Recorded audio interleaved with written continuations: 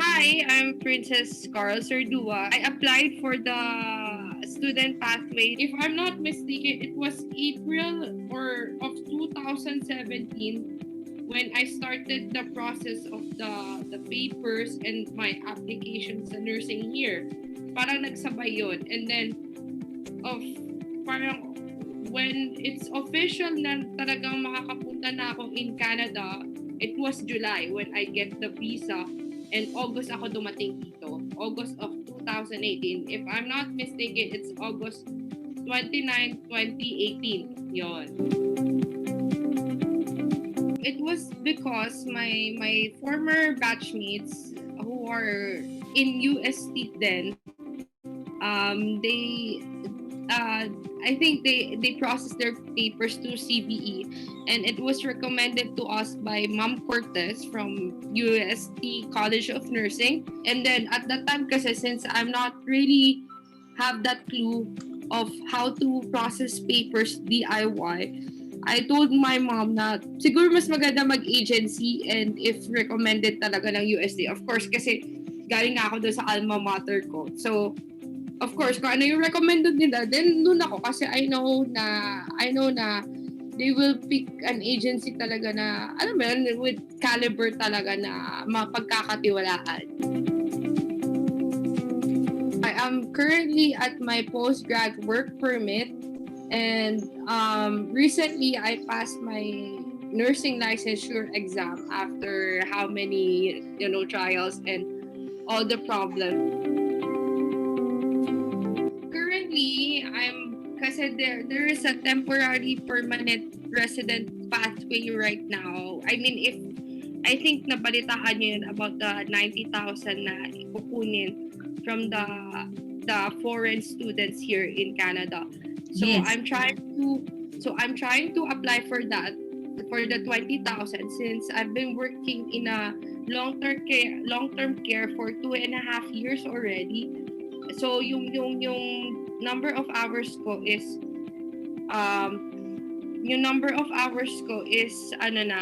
pasok na for that. And I'm also like, I've been talking to Abby ever since that na if I'm not gonna be successful with the temporary resident pathway, I'm gonna go with the CEC, the Canadian Experience class, since I already passed my NCLEX exam this June. Pwede din yun. So I have two pathways to choose kung saan talaga ako for the PR.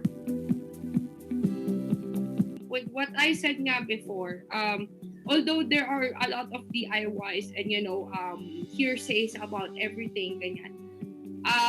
One thing I learned from my mom is that it's better to have someone to process things na, alam mo yun, kasi it will affect the future eh. So, yun yung parang personal ko. I mean, I'm not really against with the DIYs and all that whatnots.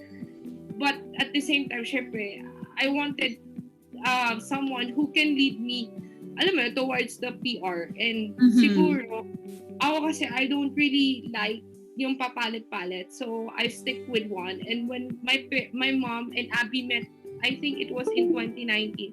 When they met, I think, na ata nun, parang they talk about it. And then, parang, Abby told my mom na parang nag-aasikaso din sila sa PR, which is good. So, ako, okay, sige, tuloy-tuloy na tayo hanggang PR para, alam mo yun, para at least alam na nila yung kung saan ako nagsimula. Para alam na nila yung process. Kasi mahirap kasi magtitiwala ka ulit with bagong people. Alam mo yun, for me like, magtitiwala ka ulit with bagong people. Eh, paano kung nag-fail? At least, dito, subok mo na. Alam mo yun.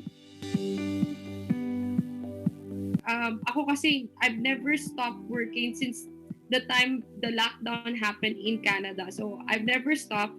Siguro, I've stopped with the few, almost quarantines because I got exposed with COVID. But, thank God, I'm still negative right now. So, yun po. with healthcare, but at the same time kasi maraming trabaho dito, ang daming trabaho, but ang maipapayo ko lang kasi kung ano ka, maabilidad ka and matyaga ka mag-apply, makakahanap ka ng trabaho regardless eh. Alam mo yun? You can work double jobs. It's okay. Alam mo yun, as long as kikita ka. Kasi, at saka you don't have, like, yung first na dating mo dito, kailangan hindi ka choosy eh. Kailangan, alam mo yun, kung maabilidad ka nga maghanap ng trabaho. I work as, ano din ako eh, nag-housekeeping din ako sa hotel. And nag-PSW ako. That's my first 2 jobs. And I also work at Tim Hortons too. Noong time na nagka-problema ako with my papers and hindi ako pwede sa healthcare. So, nag-work ako sa Tim Hortons. So, you have to be maabilidad talaga dito. Yun talagang pinaka-puhunan dapat. Kahit nurse ka sa Philippines or doctor ka, pare-pareho kayo dito. You will always start in the bottom. So, ano mo na yun, discarding mo na yun, how you will put yourself all the way to up. Alam mo yun, at the end of the day, it was worth it. It was worth it. Ang dami when it comes, kasi nung nagkaroon ng pandemic noon, kaka-graduate ko lang sa gerontology noon. Actually nga, hindi nga kami naka-experience ng graduation because nga nangangapala ang buong Canada noon at that time. So kami ang pinaka-malas na batch noon. But then, meron kasing benefits ang Canada which is yung katulad ng EI, which is medyo may mga files kailangan i-submit, but then they will give you allowance depends on the number of working hours na meron ka. And then they have the recovery sickness benefits, they have the CRB2. Ang daming pwedeng gawin para supportahan ka ng Canada. And bukod pa doon, like for us, example, the PSWs, we were increased by $3 because of the pandemic. May pandemic pay kami. So talagang ang maganda kasi sa government of Canada is hindi nila pinababayaan ang tao. Canadian ka man o hindi ka nila papabayaan. I think everyone will agree na stability likewise maganda nga dito regardless of, yung kung saan ka man magsisimula, pero on the long run, yung stability talaga yung okay dito. And example, sa Government of Canada, meron kaming tax refund. So, pag minimum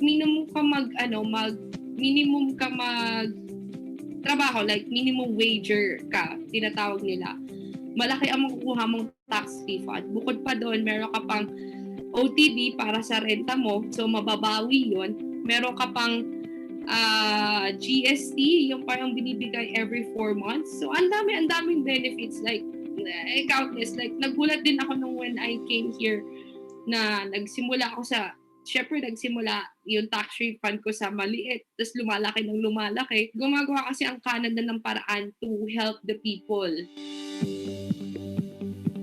With the students nga ngayon, like, it was a huge when they when they launched this pathway, parang 40,000 of international students automatic nagkaroon ng PR. So parang it's a huge deal for everyone. Alam mo yun, na parang na kahit ano kasing tagal mo dito, at makukuha mo yung permanent residency eh. Kasi ang daming pathways na pwede mong puntahan na merong Canadian experience class, merong federal, basta ang dami yun. Abby was the one who helped me to parang with the PR at saka yung RCIC ata ngayon. I forgot his name. I'm so sorry.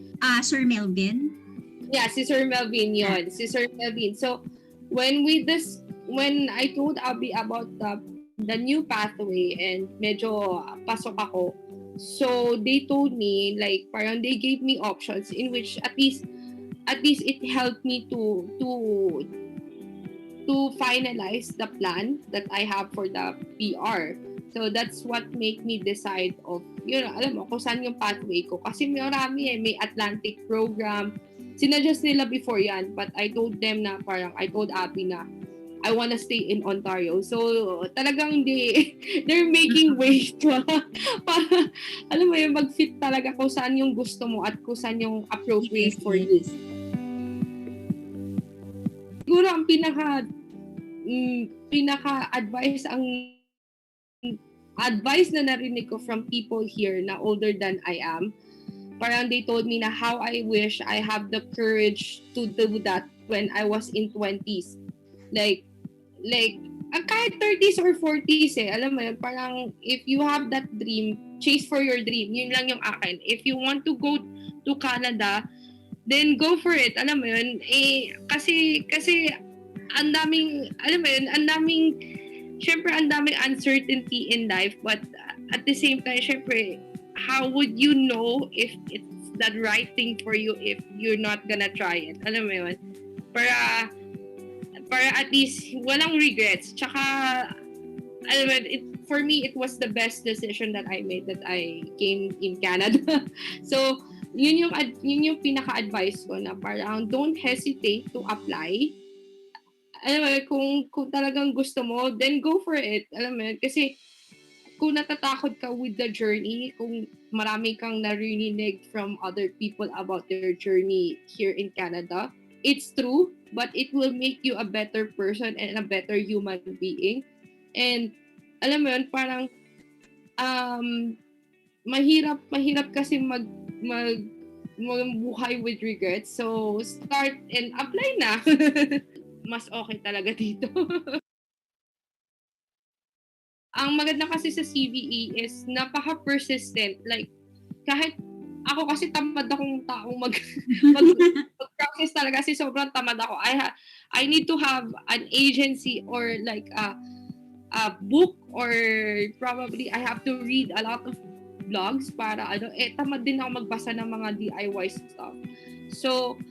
So I think the good thing about CVE is they are persistent and alam mo, bibigyan ka ng maraming options to choose from. I really recommend CVE for that. And I don't think na, alam mo yun, hindi siya i-recommend ng school kung hindi talaga siya the caliber na agency for student pathways and other pathways and PR. Yun po. Basta yun, thankful ako na parang I got the chance to be with, CBE and pursue my dream na kasama kayo din.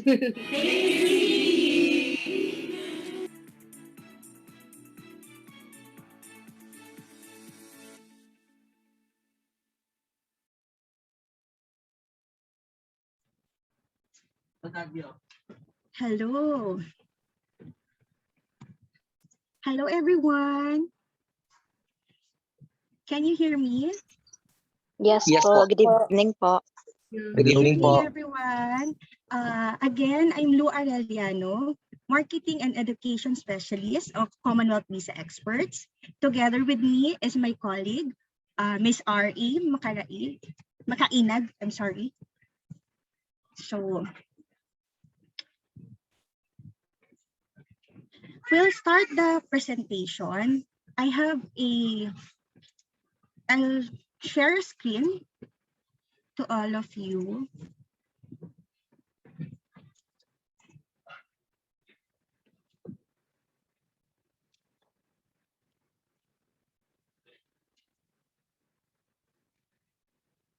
Can you see the screen? Yes po. Okay. Pave the way to your dreams. Education to my gateway pathway. So, I'll be sharing you a short video clip. Let me know if you can hear it clearly or if not, so I can make some adjustments. Here you go.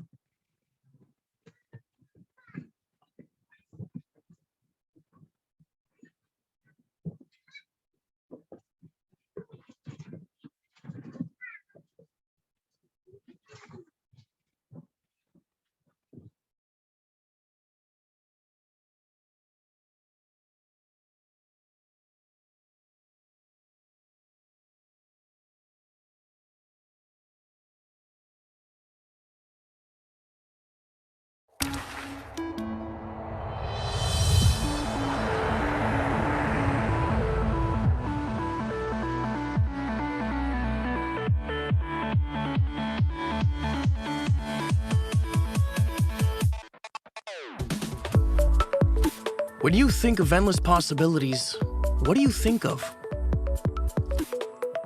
We think of potential. We think of self-fulfillment.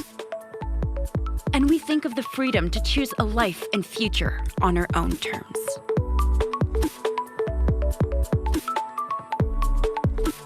We think of cultural diversity, endless horizons, and infinite opportunities. And we think of here,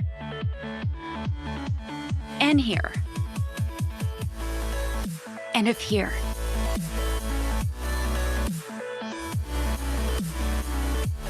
These are the places where students from around the world come to be challenged, to grow, and to immerse themselves in a rich and high-quality learning environment.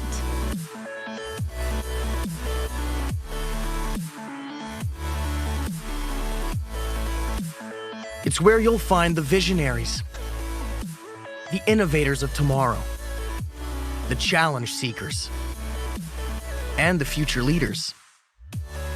It's in these halls, these theaters, and these labs that theory meets practice, and effort and action leads to real futures. We believe that Canada is the best place in the world to get an education, because no other place offers such a world of possibilities.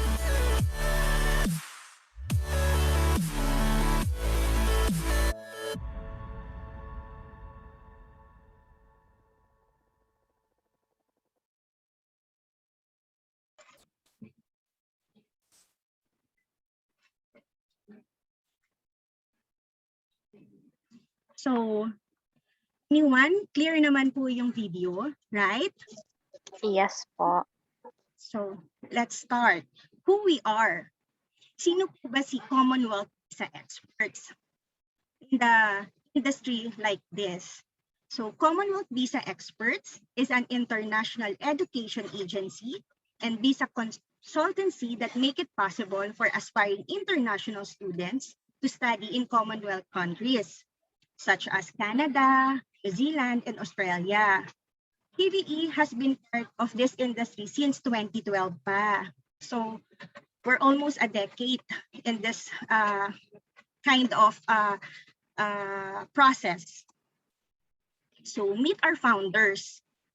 TVE was led and established by our managing director, Ms. Abby Shoson, together with our co-founder, Mr. Irvin Neil Temporal.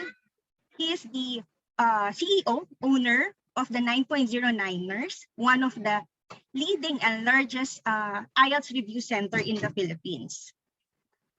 So what are the services we offer in CVE?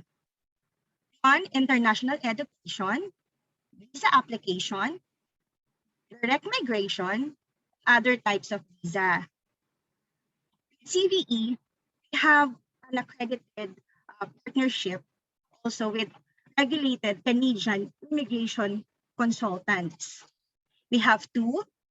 One is Mr. Melvin Almeria. Below is his credentials. And we have John Howard King. Si Mr. Melvin Almeria, as you can see in his photo, he's a Filipino. However, now based na siya sa Toronto. Same with Mr. John Howard King, based din siya sa Toronto. They have their own YouTube accounts, and you can check their credentials as well. So what are the advantage hiring an immigration consultant like us? So avoid delays in your visa processing. So like I said earlier, we have an accredited mga RCIC, so they know the process. And we're very expert in this kind of industry as well. So second is properly understand the rules and regulation. So having an RCIC with the team, we can surely say na yung mga rules and regulation in this kind of visa application is really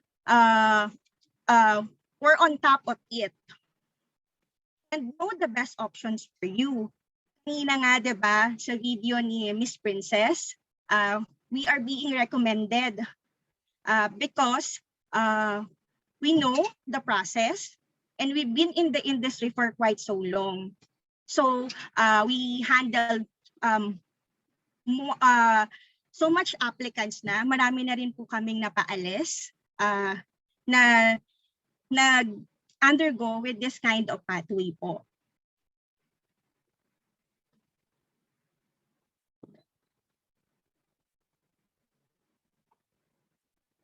So the next one is avoid costly mistakes. This kind of application is really an investment for those aspiring international students like you, like the others. So having an RCIC in the team of CVE, we can avoid this kind of mistakes. And lastly,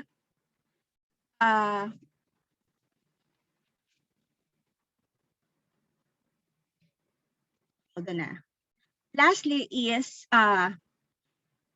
we can say increase chances of being approved. It's really high. No agency in the Philippines or in other countries na magsasabi 100% if you sign up with us, you're gonna be approved. Remember, the approving officer tend to be subjective in terms of their decisions in our application.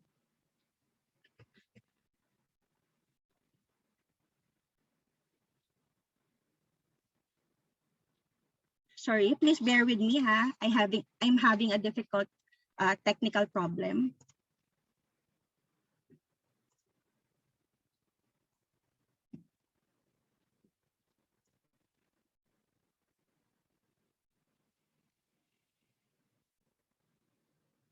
RA? Hi, Lou. Would you like me Sorry. to share my screen? Yes. All right. You can stop sharing. I'll try to project my presentation. Okay. Hi, Thank guys. you. Good evening. All right. One moment.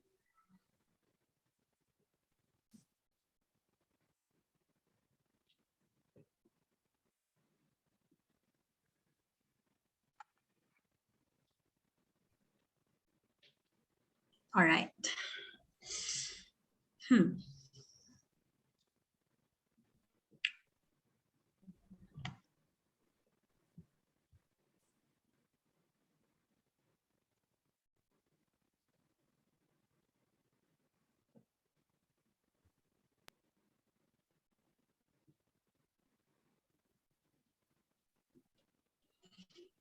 Can you see my screen? Yes, RA. Yes. You can see the screen. All right. Ayan. Go on, Lou. Yan. This is the last advantage. Increase your chances of being approved. Like what I've said, subjective ang pag-decide ng ating approving officer in the embassy. They are prone also for human errors. That's why we're here to help you and guide you all throughout your application. So next.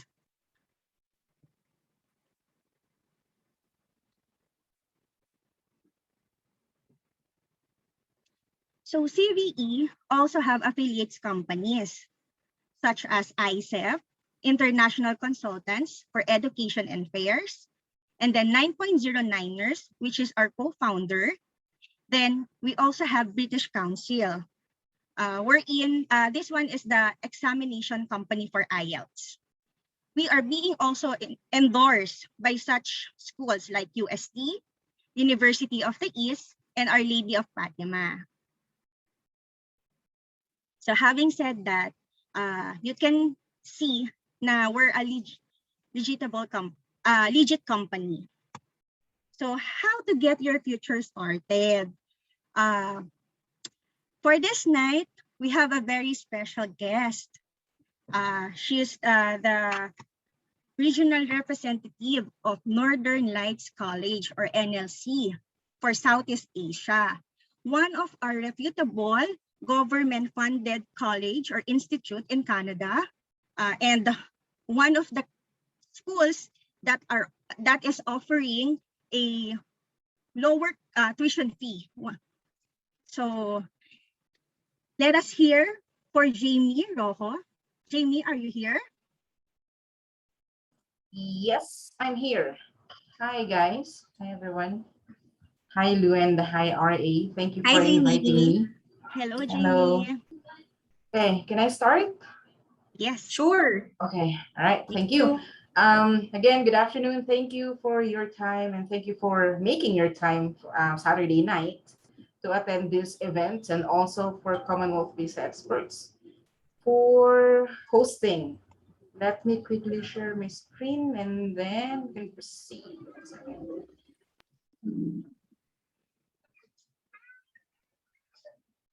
Okay.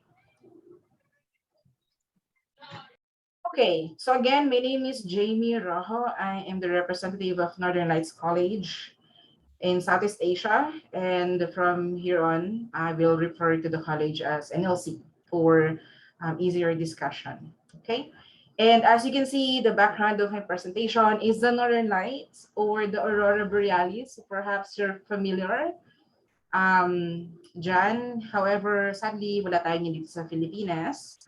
Pero if you come and study in NLC, then you can experience that, especially during the winter season while you are studying. So it's not going to be as special anymore, but because you can see it every day, almost every day during the winter season. But still, if it's in your bucket list, then you can fulfill that if you come and study with us. We are located in British Columbia, the province of British Columbia, okay? Ang provinces po sa Canada, hindi siya yung provinces na orientation natin dito sa Philippines. Kasi pag sinabing provinces sa Philippine orientation, ibig sabihin ng literal na probinsya. In Canada po, ang provinces is equivalent to states in the US. Parang gano'n. So, kung sa US ang tawag states, sa Canada naman po ang tawag yan, mga provinces. Okay, so hindi yun basta, ay, province of British Columbia, baka probinsya, ayoko doon. Hindi po ganoon, okay? Yeah, we're in BC or British Columbia, which is located in the western part of Canada, where Vancouver is also located. So perhaps you have not heard of our region and our city before. However, maybe you have heard about Vancouver. Siguro mas familiar kayo doon kasi yun ang pinakamalaking city sa British Columbia. So kung nasa lang Vancouver, nandun din po ang NLC. Pero medyo malayo po kami sa Vancouver City mismo. Okay, malaki po kasi ang British Columbia. Hindi lang Vancouver yung place. As a matter of fact, we are located in the northeast part of BC. Vancouver po is nasa south. So, as you can see dito sa map, from the south to north, yun yung travel ninyo. So, usually, students, for example, kayo po, when you travel to Canada, if you decided to study with us, you can arrive in the Vancouver International Airport and then make sure that your domestic flight to Dawson Creek or Fort St. John is also arranged. Okay? So, may service naman sa CVE pagdating sa mga ticket arrangement. So, alam na nila, they've sent students to NLC already, so they know yung pagbubook ng mga domestic flights. Kasi yung sa Vancouver, from Philippines to Vancouver, yun yung medyo matagal. Pero kasi kailangan nyo pa mag-travel going to northeast of BC. That's an hour and a half flight. So parang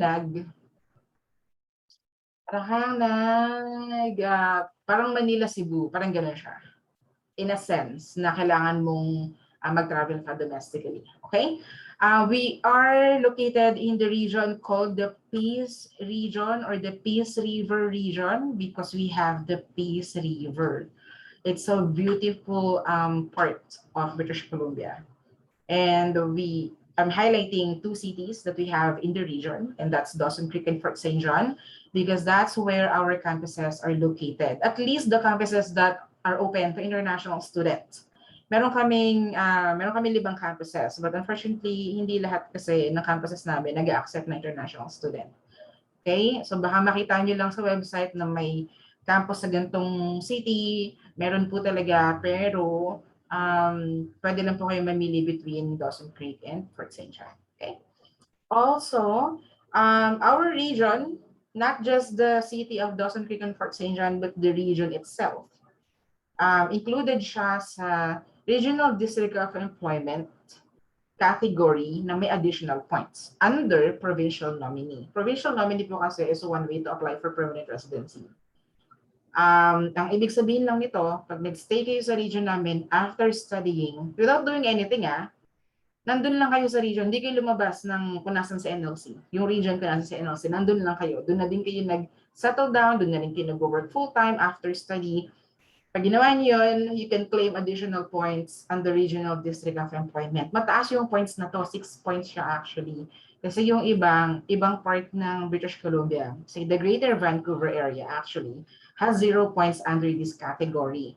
Pero ang Peace River region or ang Peace region, 6 points siya, which is higher than IELTS. Kasi ang IELTS po, 5 points lang.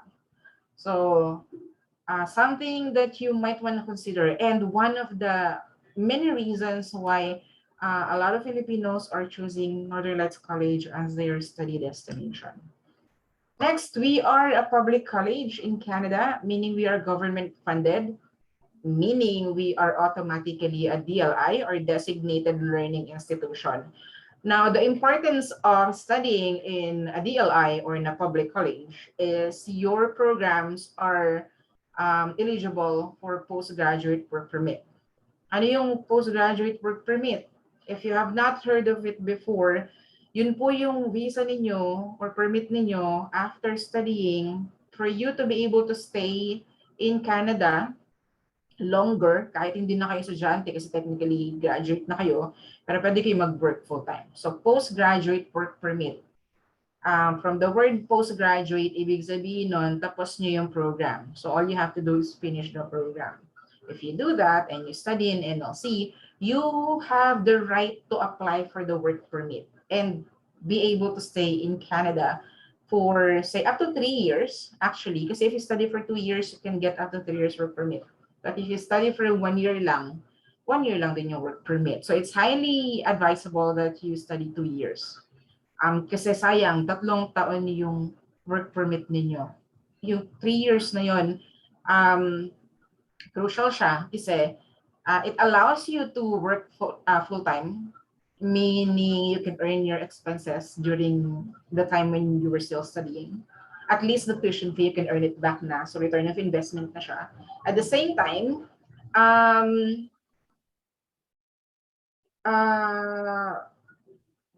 sorry. Postgraduate work permit. Yeah, at the same time, pwede mong i-work out yung permanent residency mo. So you have more than enough time. 3 years na time to, explore your chances of permanent residency. Kasi pag nag-aaral ka ng 1 year lang din yung work permit mo, baka hindi enough to, apply for the permanent residency. Okay? Just a tip for you guys. Next, we have 5 campuses in total. I've mentioned that to you earlier, but only 2 for international student, and we cover about 323,000 square kilometers. It's actually a little bigger, just slightly bigger than the Philippines. Kasi yung figure sa baba yung 300,000 square kilometers. It's actually the size of the Philippines by land area. So when I mentioned earlier na we have 5 campuses, and then nakascatter siya sa Peace Region, ibig sabihin the Peace Region is siglaki halos ng Pilipinas, mas malaki lang ng konti. Ganun kalaki si Canada kasi isang region pa lang ng Canada sa isla ng Philippines. And that also means when I mentioned earlier na you can stay anywhere in the region and be able to, claim the additional points under Regional District of Employment. Ibig sabihin nun, anywhere in the region na kasing laki ng Pilipinas. So maraming opportunity. Okay? As for the programs that we have varieties of options for you actually. However, We'll discuss that later on kasi meron akong separate slide for that. So don't worry, we'll go to that later on. And we also have a very safe and supportive environment. Matter of fact, we have a very active Filipino community in the region. And I'm not talking about the Filipinos that are currently studying on campus na nandun, but Filipinos actually na residents and citizens na ng Canada. And they came to our region, they moved from elsewhere in Canada to our region because of the opportunities, not just the work opportunity, but also the cost of living is very, very affordable. We have a separate discussion about expenses and whatnot, and earnings as well. So look out for that kasi later on we discuss din natin siya. Also, our international student support team have Filipinos in the team as well. So meron kaming mga staff on campus na Filipina. Actually, sa parehas na campus as Dawson Creek and Fort St. John, may mga Filipino staff kami na student support. So ibig sabihin, sila yung sasalubong sa inyo pagdating nyo doon. And sila din yung mga nasa international offices namin that can guide you and help you, especially during your adjustment period, yung mga bagong pagkadating nyo doon, ganyan. One of them is Mayreen. She used to be a student of ours. She graduated last April, May or June, if I'm not mistaken. Last May or June. And then right after she finished the program, she was hired by NLC to work in student support. So maybe you've seen her kasi meron siya mga vlog sa YouTube, pero if not, that's okay. Just ano lang yan. I mentioned her because it's one proof that there's opportunities if you come and study with us. Actually, even NLC right now, meron kaming job postings. Punta kayo sa website or sa Facebook page ng NLC, merong job posting kasi kailangan ng staff on campus. So yung mga student na graduating, yun ba, may opportunity sila na pwede sila mag-apply sa mga positions na yun. Okay? Next, our Dawson Creek campus is a center of excellence for aerospace and clean energy technology. So if you are into any of these industries, we have options for you, especially sa aerospace. Meron kaming aircraft maintenance technician. It's a very good program, highly specialized. The opportunity for work full-time after studying is actually very, very attractive. And the pay is hefty. It pays so well pagka naging aircraft maintenance technician kayo. Kasi ang aircraft maintenance technician kasi walang ibang institution or walang ibang college in North British Columbia na nag-offer ng program na yun, NLC lang. So yung mga cities, malaking cities sa North BC na kailangan ng workers in that industry ang gagaling sa NLC. Okay? And here are the usual questions that you guys have or are trying to collect. So that's why you're attending webinars like this, right? So you're trying to find out kano yung tuition fee, paano yung accommodation. If, I've not heard of NLC before, so I don't know anyone from there. Paano yung tutuluyan ko? So we'll discuss that. We have options for you. Job opportunities, how about the climate, and then, of course, technicalities such as the program, requirements, and the process. First off, our tuition fee is around 11,000 Canadian dollar per year. Per year po yan ha. Hindi po yan per semester. And I know it's shockingly cheap. Totoo naman po, mura po talaga yung tuition fee namin. Pag sabi natin 1 year, it means equivalent na yan sa 2 semester. So 2 semesters na yung amount na yan, and you have the option to pay the full 1 year. If you are financially capable to do that, by all means, you're allowed to do that. If not, we only require $6,000 initial tuition deposit. Regardless if you pay the full 1 year or just the initial tuition deposit, you will still gonna get the letter of acceptance after paying the tuition fee. So tuition fee payment po muna before LOA. And LOA is what you need to secure before you apply for the visa. Okay. Yeah. So 2 options for in terms of mode of payment. Next, accommodation options. Ayan, meron tayong options for you. Meron kaming on-campus accommodation or student housing na tinatawag, or in our terminology, dormitory. And unfortunately, hindi pwede dyan ang family members. So if you're coming to Canada with your spouse, for example, and kids, you cannot stay in our on-campus accommodation. However, you can find accommodations off campus. Mas mura yun anyway. To give you an idea, nandito yung mga rate. On-campus accommodation namin is $520 a month per student. We have 4-bedroom unit place for you. 4-bedroom is being shared by 4 students. So each student gets their own room. So wala pong nag-share ng room. You have your own private space. But other places such as the living area, kitchen, whatnot, are common areas or shared areas na po. Okay, yung $520 then covers the utilities as well, such as water, internet, and electricity. Ang hindi lang po kasama dyan is food, but there's kitchen, so you can cook your own food. And it's cheaper. You will save a lot of money if you cook your own food. Okay? Meron din tayong off-campus accommodation option for you. However, this one has to be done by you. So, ano na to, initiative niyo po to. Kasi yung on-campus accommodation, since under siya ng college, we can help you prepare for that before you leave the Philippines. Pero yung off-campus kasi, sariling ano niyo po yan, sariling effort niyo po.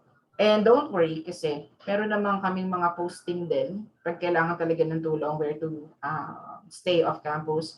Yung international student support namin, as I mentioned kanina, po-post yun ng mga ng mga available accommodations. Kasi minsan yung mga estudyante namin na nandun na, naghahanap sila ng mga roommates or may mga sa bahay nila merong vacant na room na pwede nyo i-rent. Ganon.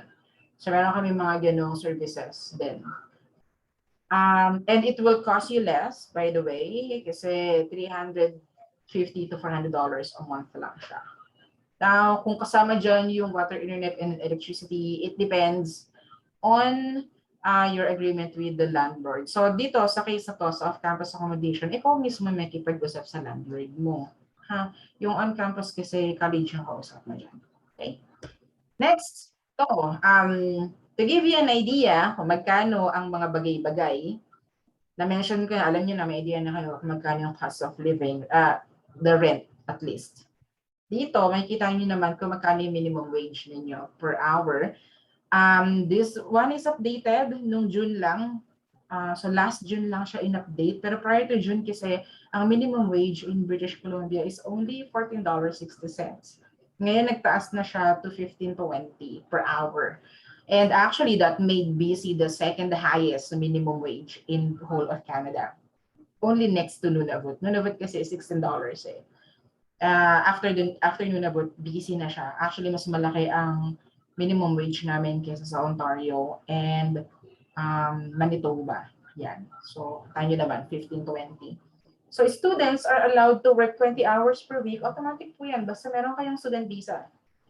If you're an international student, you are allowed to work 20 hours per week off campus.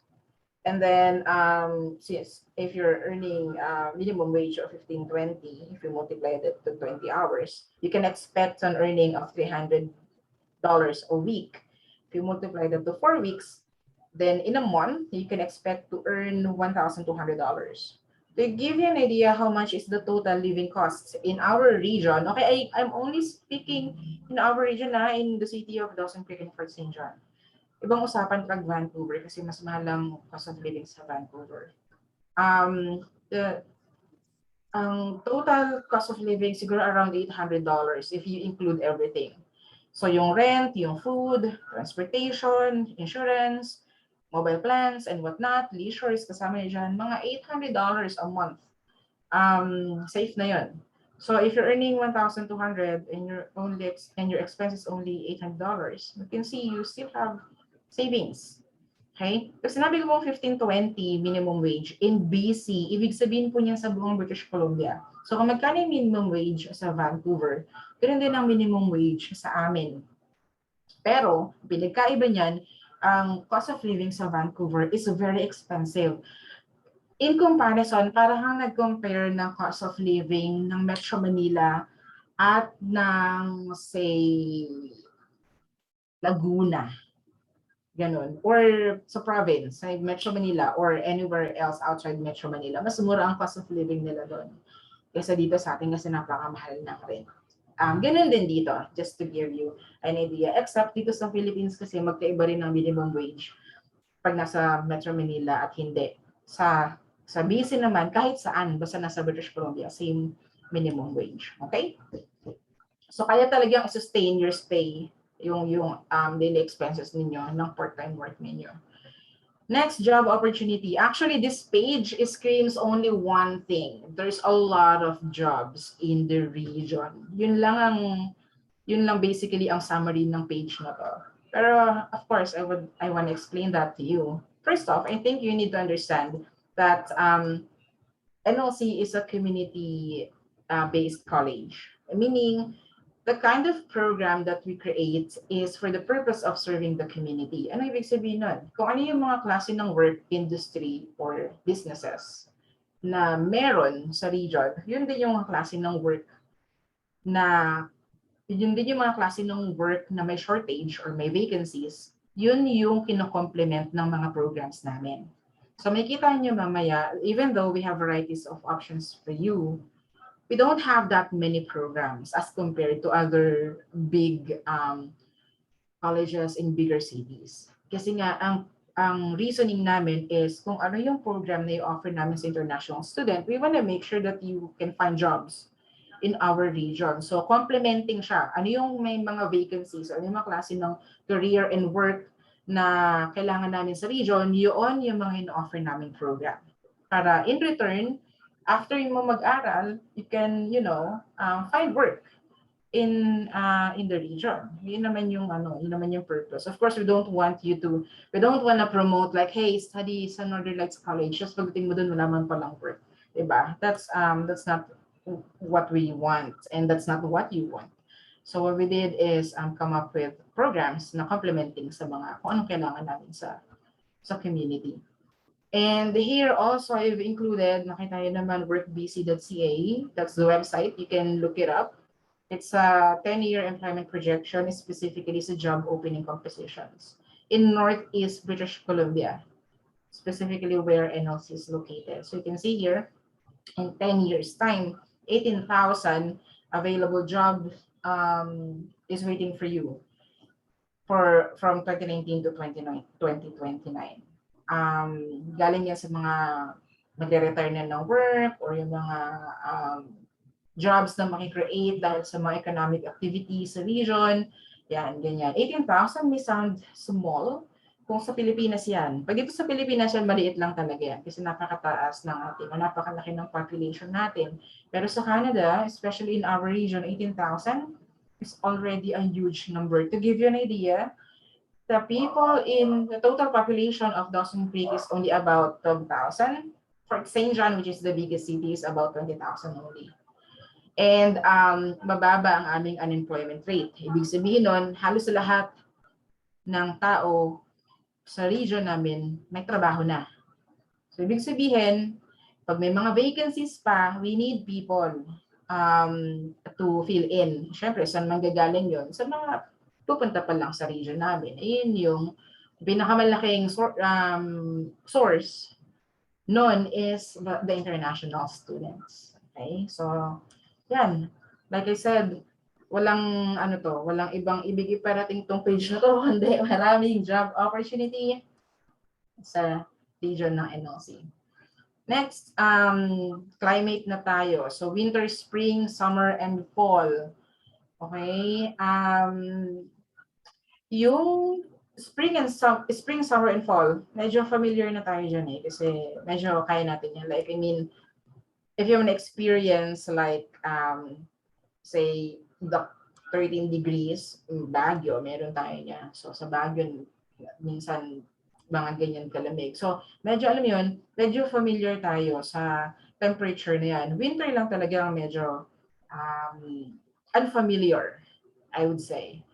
But don't worry kasi yung mga, even our international student na nandun, and even Filipinos na nandun, they're okay naman. They're surviving naman. Especially during the winter. Ang kailangan lang talaga, ang sikreto lang dyan, is dapat you're wearing proper winter clothing if you plan to go outside or kung gusto niyo mag-outdoor activities such as skiing, ganyan, snowshoeing, yun, kailangan lang properly clothed ka. Of course, para, you can retain your body temperature. Pagka naman kasi mga nasa indoor ka, like even the restaurant, sa loob ng restaurant, sa campus, sa accommodation, even sa car, yung mga car seats, meron yung mga warmers and heaters. So you'll be fine.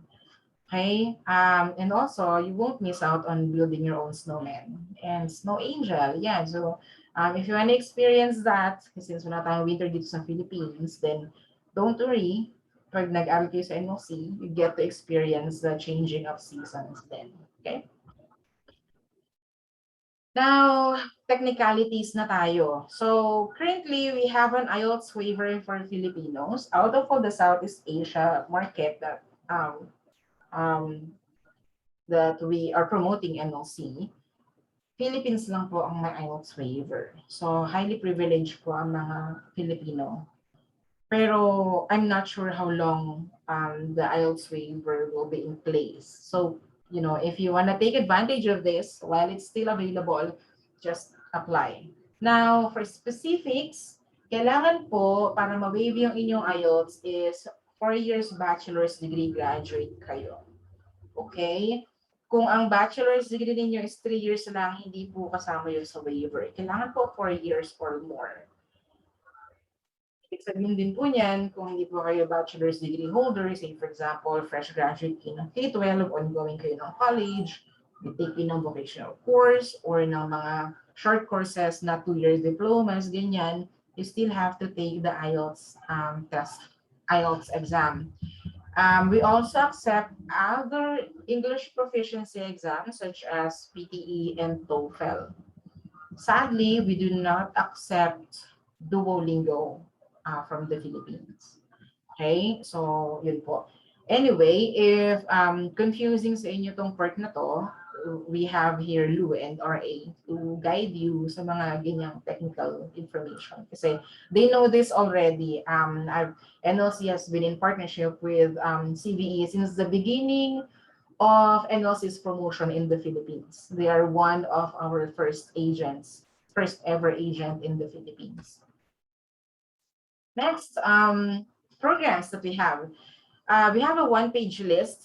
We have a PDF file of this. Meron din ng CBE. So if you want a copy of this, just ask RA or Lou. Kasi if you go to our website, problem is baka yung tinitingnan ninyong program hindi pala available sa international student. Okay? Not all programs kasi that are listed on our websites are open to international students. I don't want you to be looking at a program only to find out na hindi pala pwede sa inyo yun. So just to guide you, meron tayong one-page list here. This is all the programs that we have or that we offer to international students. And also, we've included other information. So you can see everything in one glance. Like anong name ng program, anong level ng program, certificate ba yan, diploma ba yan, post-degree diploma ba yan, and whatnot. Also, you can see here the tuition fee per program. Okay, I mentioned earlier around 11,000 yung tuition fee namin, pero actually, as you can see here, some programs are not even 11,000, around 10,000 only. So there's actually a program that's around 9,000 only. So yeah, that's a per year tuition fee. And also the duration of each program, you can see, is it 2 years, is it 1 year? Yan, makikita nyo dyan. Pati kung ano mga campuses na nag-offer ng program. Kasi meron kami mga programs na campus specific. For example lang po lahat ng IT-related program namin, or computer-related program, Fort St. John campus lang po siya. Lahat naman po ng health-related program namin, Dawson Creek campus po siya. Pero meron din kami mga program na open or offered sa parehas na campus. So, ayan, dyan papasok sa CBE para i-guide kayo sa mga campuses. Pati available intakes. May mga program kami na open every intake, every January, May, and September. Meron kaming program na every May and September lang, hindi open ng January. Meron naman kami mga program na every September lang or once a year lang. Okay, so you can find everything here in one glance. Moving on, documentation na po tayo. So straightforward naman po ang documentation ni NLC. Passport, yung bio page lang din yung kailangan namin. So yung nasa lang yung information ninyo. Pati yung signature page, of course. And then college diploma, college transcript. Kung available, of course, kung mag-college kayo and you have the diploma and transcript, we need that. High school diploma in TOR, if these are available, might as well just send it. But usually for post-degree diploma programs, hindi na nagre-require ng high school documents. Pero, like I said, kung available naman tong documents na to, submit nyo na lang siya. And then IELTS, depende. Kung bachelor's degree holder ka, no need. Kung hindi naman, then you have to take the IELTS exam. The $100 application fee is currently waived, especially for the attendees of this event. So actually, guys, just to be attending this event, you already save yourself 4,000 pesos. So yun yung amount ng application fee namin usually, but right now it's waived, so take advantage of that. And just submit these documents to CVE, to LU and RA, kasi meron din application forms NLC na kailangan nyo i-fill out. So sila din yung mag-guide sa inyo in filling out the application forms. Basically, they will prepare everything before they submit your application to us to make sure that everything is complete and wala magiging delay yung application ninyo. Okay? Now, last page na to ng presentation ko. In a nutshell, if you're looking for a college that offers affordable tuition fee, may IELTS waiver, public institution, or DLI, or PGWP eligibility available, NLC po yan. Better job opportunities. I cannot emphasize enough kung gaano karaming jobs ang available sa region. Lower cost of living, na-mention ko na yan kanina, and you can see naman na, kaya, may konting savings pa nga. And of course, if you want to experience the Northern Lights. Yeah, that actually concludes my presentation. Thank you for your time, and I'm gonna stick around for Q&A. Hello. Hello, everyone. Hello, Jamie. Hi. Thank you for that informative discussion about NLC. So You're welcome. I'm happy to be presenting. All right. So we're just gonna continue the discussion. So we'll be sharing the screen again. All right, one moment, Lou.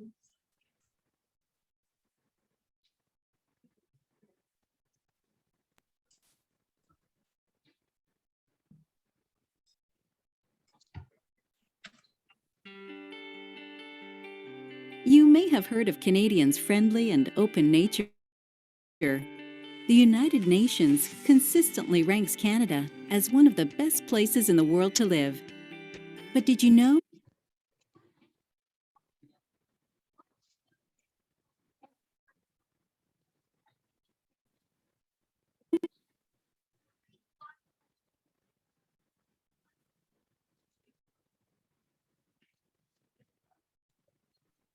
Sorry about that. I think I lost my connection. Lou? I'll try it again, Lou. Sorry. Okay.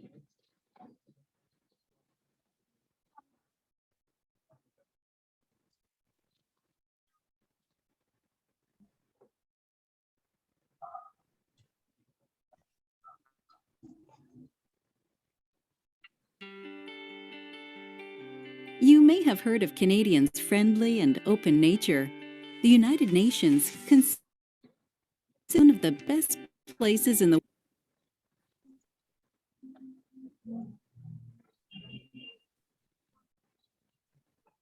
world to live. But did you know?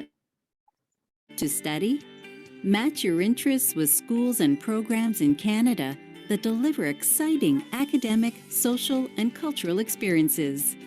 You can apply for a study permit as soon as you've been accepted to a Canadian college, university, or other designated learning institution. Check and see if the program you plan to take will make you eligible for a post-graduation work permit. You may also want to see what the Canadian workplace has to offer. Most international students are allowed to work on and off campus jobs, have internships, and do co-op placements. You and your spouse or partner can gain valuable experience in the Canadian workforce. Should you need some extra time to complete your studies, decide to enroll in a second program, or just need a new visa to go home for a visit, the Government of Canada also has options to help you extend your stay. The post-graduation work permit is the top choice for international students who want to work after they study. With a post-graduation work permit, you'll be able to work for up to 3 years in Canada for almost any employer. If you aren't eligible for the post-graduation work permit, you may be eligible for other options that allow you and your spouse or partner to work in Canada on a temporary basis after you graduate. Be sure to check out canada.ca/international students to find out when to apply for the post-graduation work permit. Wouldn't it be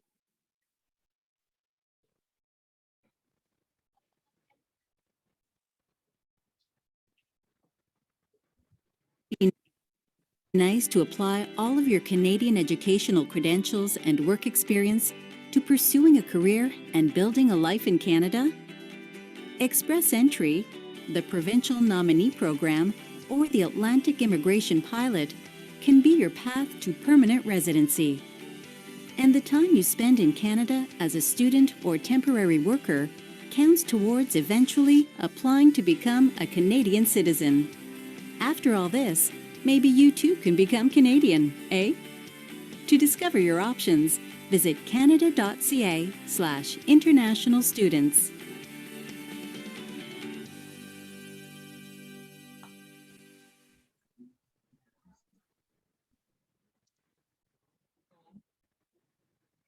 Hello, can anyone hear me? Hi, Lou.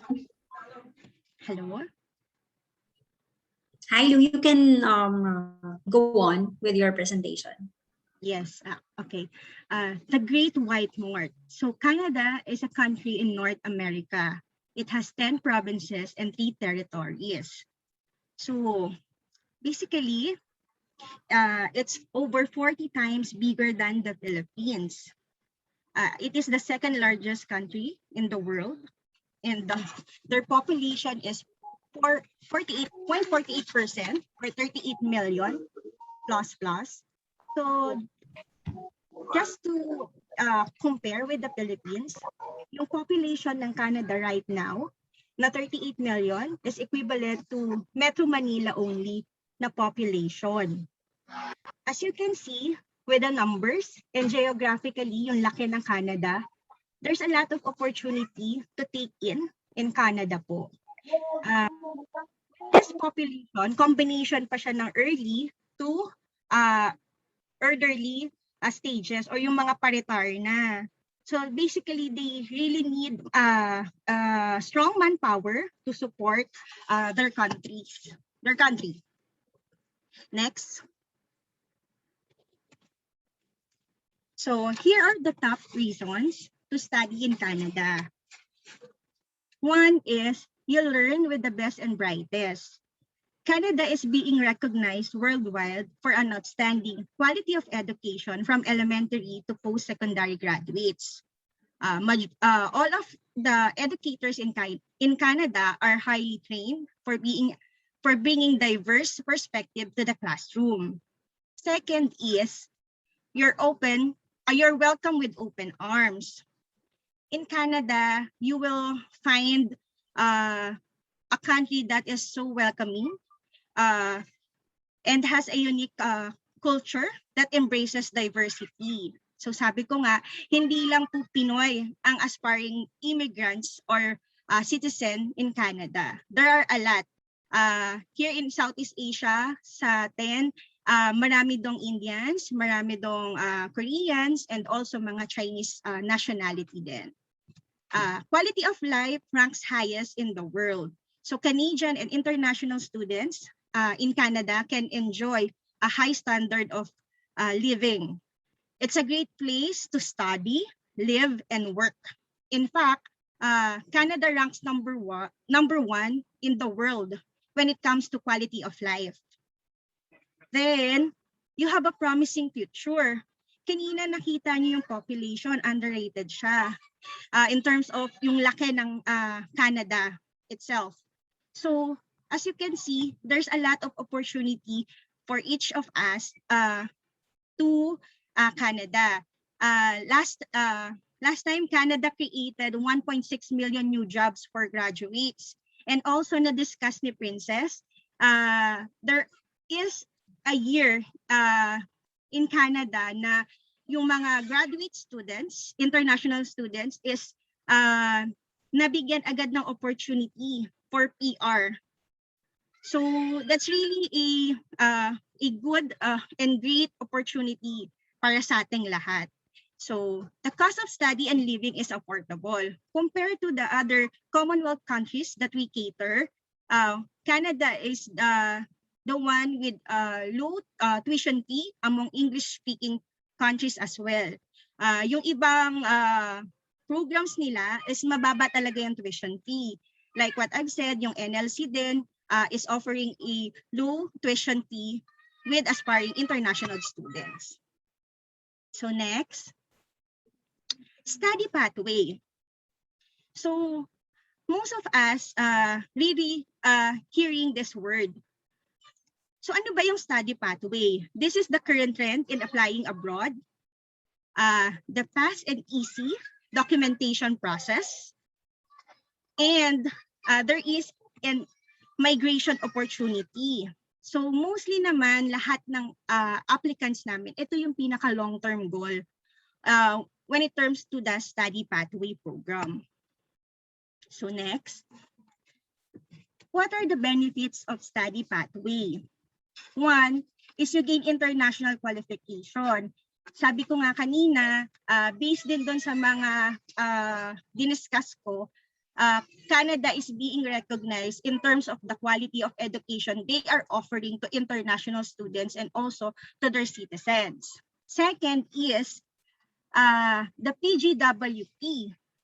For me and some of the applicants, ito yung pinaka one of the good benefits or great benefits that the study pathway is offering.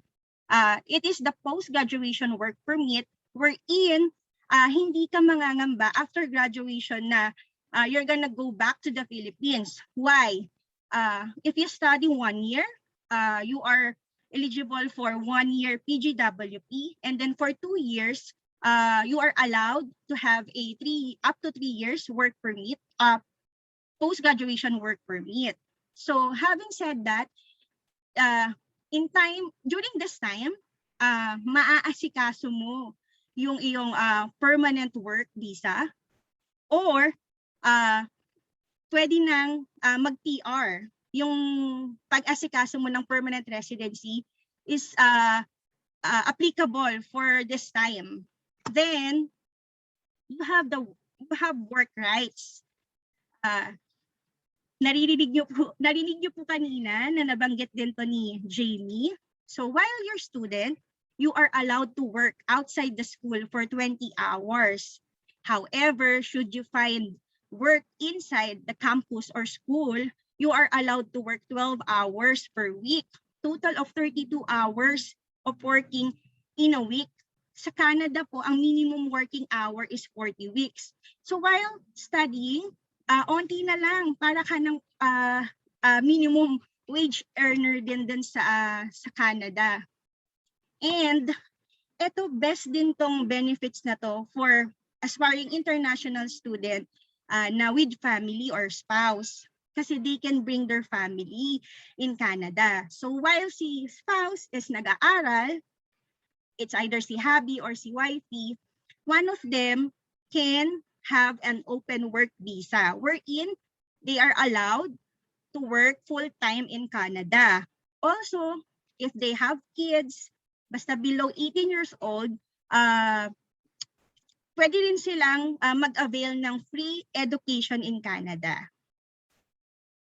May be eligible for permanent residency. Ito nga po yung pinakamaganda and long-term goal ng study pathway.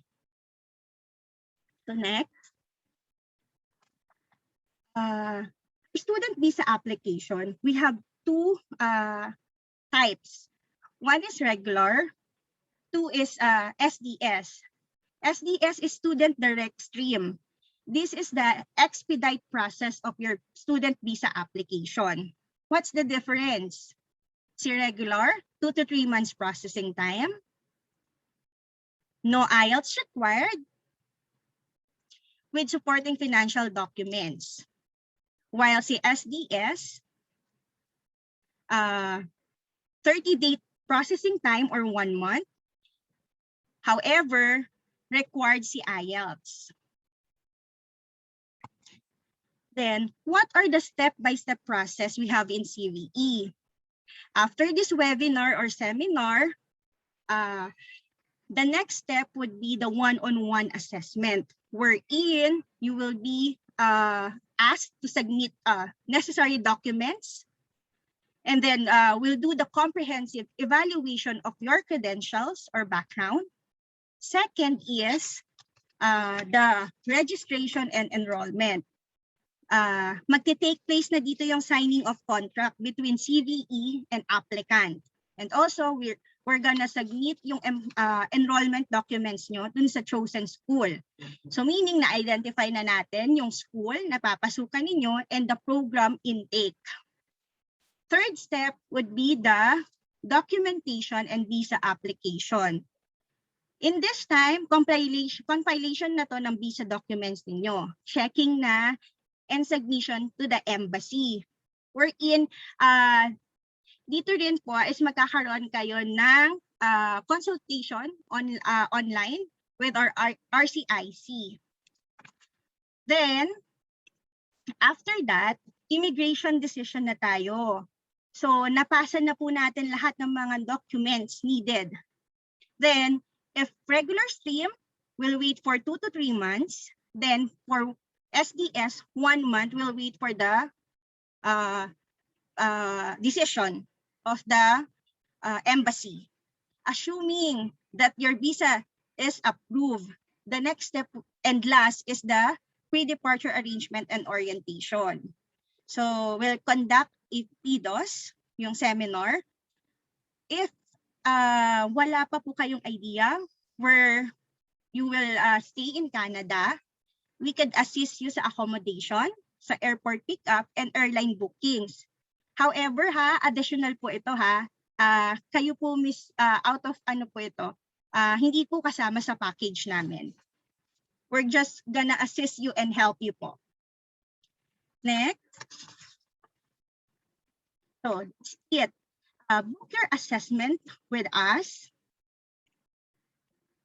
So, the first thing that you need to submit to us is your updated resume, along with the additional requirements, necessary requirements, like yung mga sa schools, mga TOR, etc.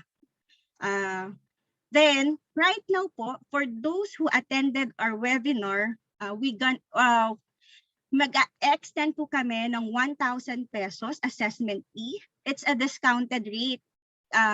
Because our standard rate for assessment is 2,000. So, naka 50% off na po kayo. Ang kinagandahan po dyan sa 1,000, it's unlimited consultation po. Limited asking for your concern, questions. So, basically, until such na makapag-decide po kayo na mag-enroll na po tayo sa school and i-render na po namin yung service sa inyo.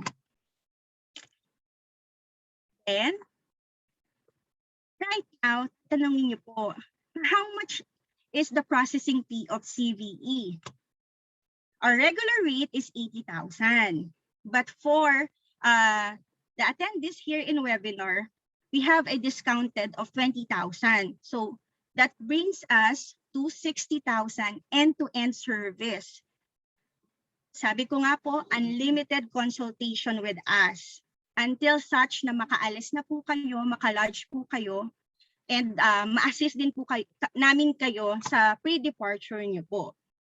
And then, hindi lang po yun. After you graduate, kasama po ito, exclusive one-time consultation with our RCIC for PR evaluation. Siyempre, after you study, ang long-term nga po nating goal is makapag-PR po kayo sa Canada and hindi na po kayo umuwi here in the Philippines.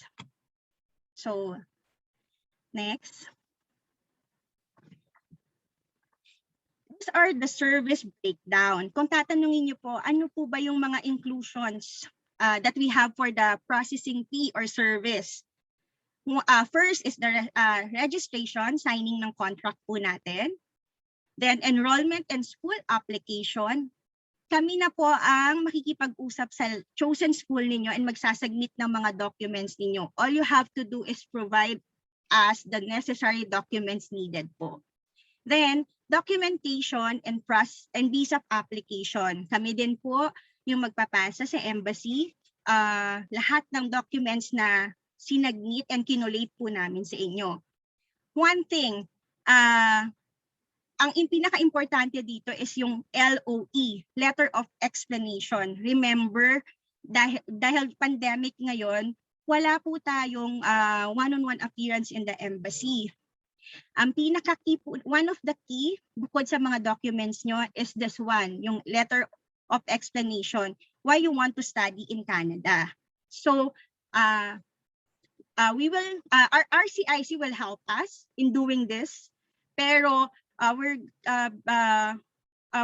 giving you guidelines then how to write this one.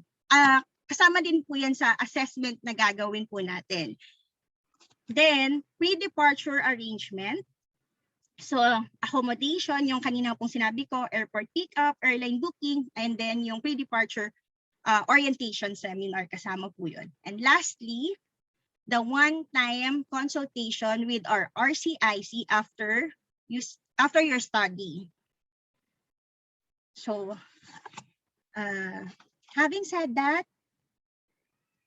all our dreams can come true if we have the courage to pursue them. So apply now. You can email or directly contact below mobile number of my colleague RA. And I'll be sharing with you also my email address and mobile number in the chat box, should you wish to pursue your study pathway in Canada. So, right now, we're gonna entertain yung mga questions in mind from the participants.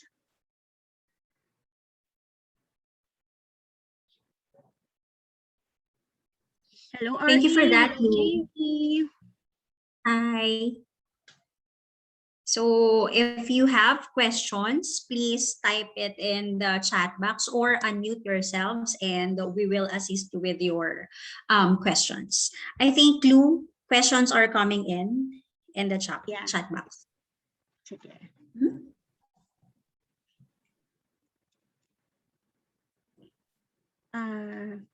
There's a question for Jamie. I plan to enroll for September 2022 intake. I chose BM Health Administration. I want to clear if all health courses background can be accepted in this program. Sabi kasi nila mas priority daw ang nurses. I'm a Read Tech here in the Philippines. She's a Rad Tech. Rad Tech. Okay. Honestly, the health administration program was originally created for nurses. However, we also accept other health and medical related professionals in the program. I cannot tell you, however, if you can officially be accepted kasi kailangan i-review ng admission yung application mo. You can apply though, you can try and apply and see kung based on the assessment ng admission, na-meet mo yung program requirements. Pero meron kasi kami mga na-accept I'm just not sure if we have RadTech before, pero meron kami medtechs, meron kami PT, OT, ganyan, even doctors, na na-accept dun sa program kahit hindi sila nurse. So, try mo, baka pumasok naman yung application mo. So, if that happens, then you can be accepted. All right. Thank you for that, Jamie. Thank you, Jamie. Next, we have a The question. question, I have a follow-up question. Okay. Jamie, do you still have seat for 2022? September 2022, Kasi she's yes. planning to apply for September 2022.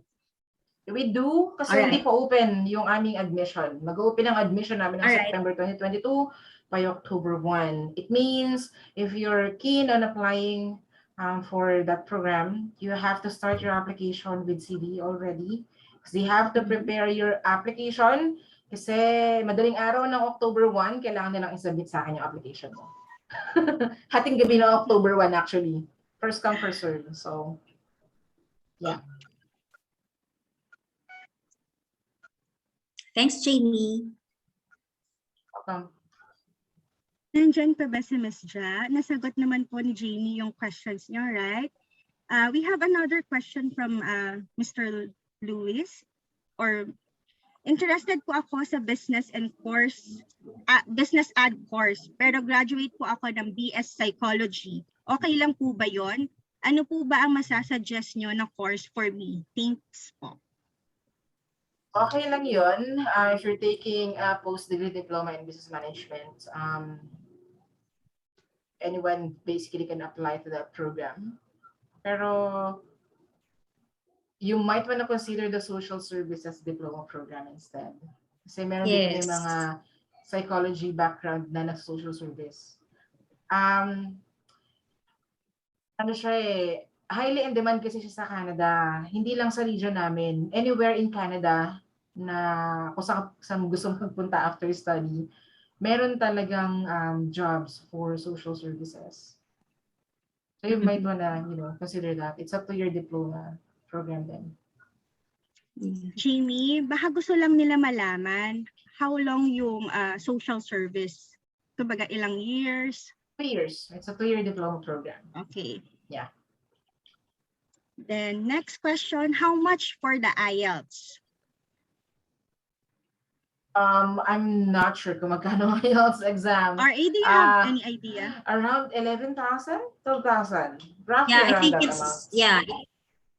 the IELTS review, I think you can get it for, I think, less than 5,000 for an unlimited review under Niner. Now, for the exam, it's around 11,000, Jamie. Yeah, you're correct. Yeah. That rate. Pwede rin ninyong i-consider ang PTE kasi I heard PTE is cheaper and mas madali siya. I'm not sure. Easier, yes. I've not taken the PTE exams. Hindi ko sure kung anong difference. Pero I heard na mas mas mura kasi sa IELTS. Unless mag-SDS ka, then IELTS yung kailangan mo. Pero pag hindi, for application lang sa college, PTE should be okay. I-reiterate ko lang, no, for those of you who have a bachelor degree, you don't have to take IELTS or PTE. But if you will apply under the SDS, even if NLC won't require IELTS from you, then you have to have IELTS, no, for the visa application process. Only for those na may bachelor degree. Para sa mga K-12 and undergrads, associate degree holder, you have to have your IELTS in order for us to process your enrollment with NLC. Ayun. All right, thank you for that information, RA.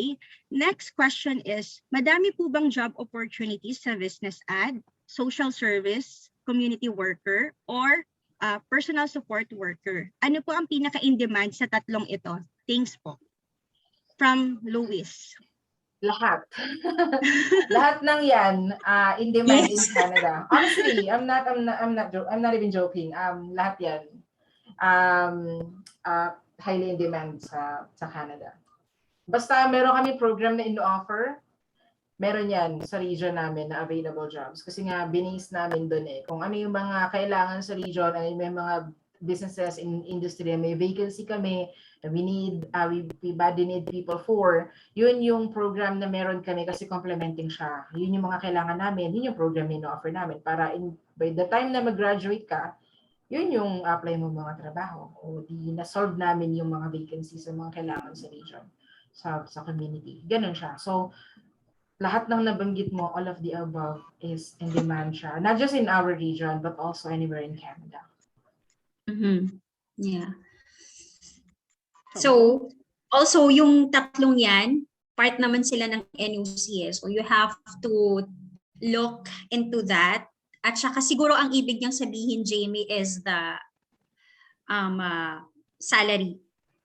I think. Okay, pagdating sa salary, Kasi syempre iba-iba na yan. I think doon tayo magkakatalo kasi all those mentioned programs are all in demand. However, which one on those 3 programs can give you a higher salary? So I think yun yung doon siya naglalaro sa question niya na yun.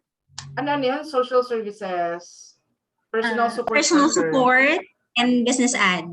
Business ad. Or business management. Ang personal support worker na equivalent namin is most likely healthcare assistant. Wala kaming personal support program Meron kaming healthcare assistant. Though hindi siya kasama sa list, hindi siya kasama dun sa PDF file RA kasi hindi namin siya talaga heavily pinapromote. Kasi lagi siyang puno. Kaya hindi siya kasama dun sa may promotional material namin. Pero pwede kayo mag-apply doon. September 2022 meron siya. Try nyo lang, baka makapasok kayo, but wala kasing guarantee dahil lang lagi siyang puno. Out of yung sa business ad kasi, depende sa level mo Nasa kung na anong level ka especially kung nasa managerial part ka. And which level. Of course, the higher the level mo in the managerial hierarchy, mas mataas yung salary. Pero, mataas din ang salary ng ng social services worker and healthcare assistant kasi yun yung mga physikalan na work. Ang mga physikalan na work sa Canada sobrang taas ng bayad actually. Baliktad dito sa Pilipinas pag ang trabaho mo sa Pilipinas physikalan, mura lang. Kasi katawan mo lang yung puhunan. sa Canada iba yung aircraft maintenance technician nga namin. As in, literal na mekaniko ng eroplano, ang laki ng sweldo nun. Legit. Kasi yun, talagang hands-on. So, it depends kung nasaan level ka. Pero, actually, all of that are high-paying. Pero malaki ba rin talaga ang sweldo ng nasa IT and health. So, yung personal support worker, mataas din yung sweldo. Mga nasa health and IT, mataas yung sweldo. Ayun. Thanks, Jamie. Thank you, Jamie. I think we have more questions pa. It is risky to lodge visa application together with dependents?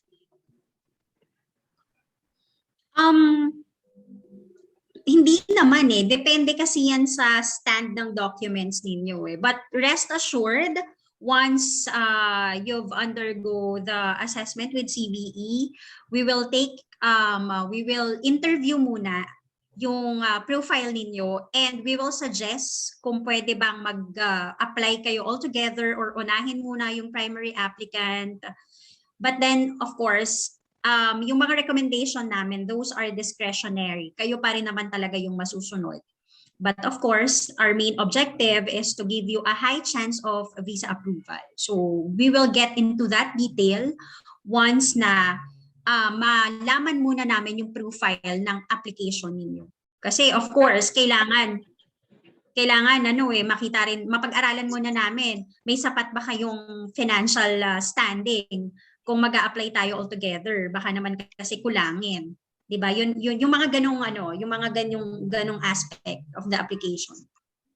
Pero I think meron kang client na full family. Yes, oo. Yes, meron kaming mga ilang clients na all together nag-apply sila and successful naman. Meron din kasi Jamie na nauna muna si student and then after 3 months in-apply yung pamilya. Depende talaga. Pero marami na rin nag-a-apply altogether sa CBE. Ang hindi kasi namin pwedeng i-promise na what yung experience ng ibang client namin will be applicable to you. Of course, each and everyone's application is unique. 'Di ba? So, yun. It's better to Actually, have a proper assessment. Yeah, actually, personally, I would also recommend na, not for the visa, no, but yung travel kasi, marami kasing nagtatanong din sa akin about, pwede bang sabay-sabay na kami ng family ko. Depende din sa structure ng family mo. Meron ba kayong baby na alagaan pa? Yes. Kasi mahirap yun. Mahirapan kayo pag sabay-sabay kayo. So, depende. Like what Ari said, agree naman ako doon.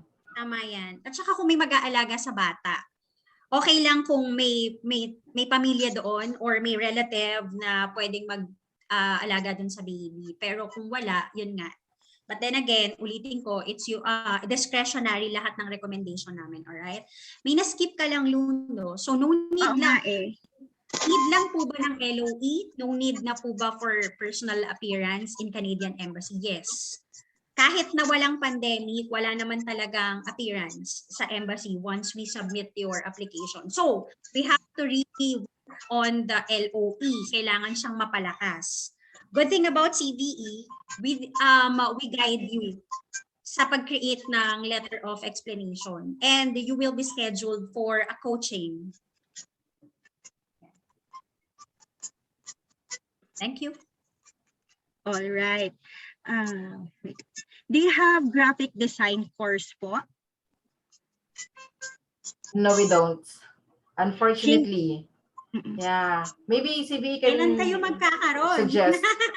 Oo Maybe nga. CB can suggest another school. Unfortunately, we don't. Meron kaming game design, however, interactive technology and game design. Pero open siya ng 2023 pa. Hindi siya open ng sa 2022. Sadly. So maybe Jamie, pwedeng i-consider. Jamie, do you have technology courses ba in NLC? Are you asking about IT?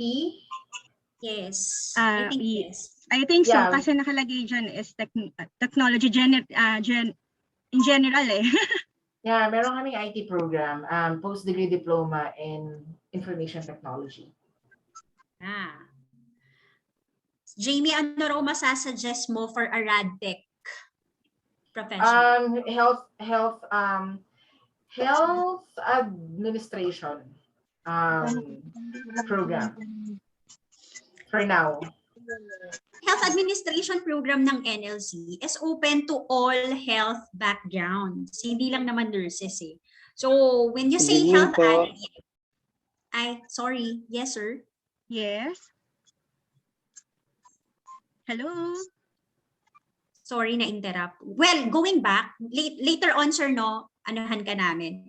For the RadTech, yung nagtanong, suitable pa rin sa'yo yung health admin na program ng NLC kasi it is open to all with health science background.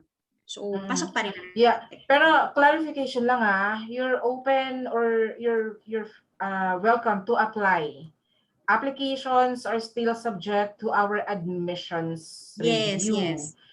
So, hindi ibig sabihin na pwede ka mag-apply if automatically accepted ka na. Kaya ka magsasabit ng application kaya ka magsasabit ng TOR kasi i-assess yun ng admission para makita yung credentials mo is pasok. Pag pasok ka, you will be accepted. Wala namang reason not to kung talaga na-meet mo yung program requirement. So, you can try and apply for that program. Yeah, ayun. May screening process kasi. So, kailangan ma-meet hinahanap ng admissions team ng NLC, yung grade na kailangan para ma-i-admit ka nila dun sa program. So, yeah. So, before we proceed to read another question, kanina kasi merong gusto yatang magtanong, RA? Yes, opo. Go ahead. Go sir. ahead. You're welcome po. To say Unmute something. yourself. Yes, and shoot us a question. Hello ma'am, good evening. Good evening, sir. Yes. I-clarify ko lang po sana yung technology courses like yung mga automotive, blindman, ganun. Meron po bang available na courses sa inyo? Okay. Maybe We don't have automotive. We have aircraft maintenance technician. That's the closest I can offer you. Aircraft maintenance Okay. technician. Okay. Yeah. Thank you, ma'am. Welcome.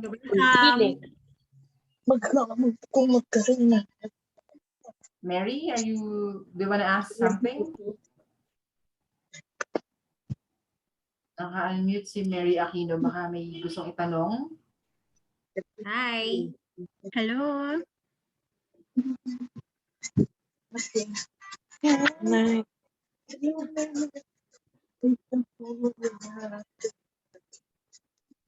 Mary, hi. May gusto ka bang itanong?